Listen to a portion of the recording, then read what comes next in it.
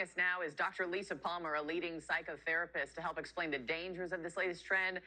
Dr. Palmer, you must just shake your head when you see these videos on TikTok of kids doing this. How dangerous is inhaling it, and what exactly does it do to the brain?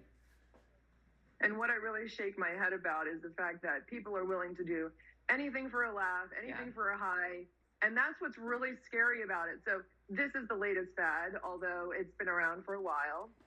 And the problem is that people want the attention and they want that high and they want that escape. And they're really not thinking about how this is going to affect them mentally, emotionally, physically, and what the long-term effects are, which are plenty. And what are, let's start with immediate risks. What are those when you use this so-called galaxy gas?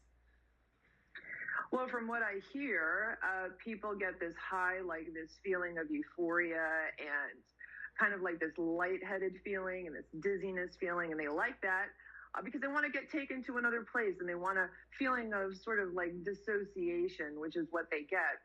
And it doesn't really last too long. Apparently it wears off after about 15 to 30 minutes or so. Okay. But of course, that long-term usage of it, if they're doing it over and over, sensory deprivation, oxygen deprivation to the brain. Brain needs oxygen. The whole body relies on the brain. So if the brain isn't functioning properly, all systems can get shut down. And some of these kids are even sharing videos on TikTok of it burning their skin, when they've inhaled it incorrectly as well. As a doctor who knows these risks, are you as surprised as I was to learn that something used as a sedative in surgery can be easily picked up at your local store like a can of whipped cream?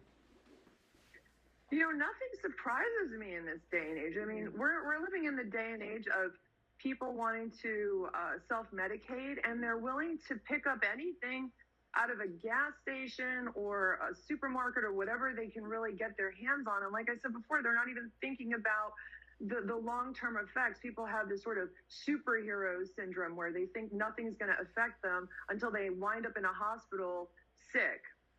Yeah, well, it's something for all of us to keep in mind, kids, but also parents who need to know this as well. Dr. Lisa Palmer, really good to have you this morning. Thank you. Thanks for having me on the show. A former key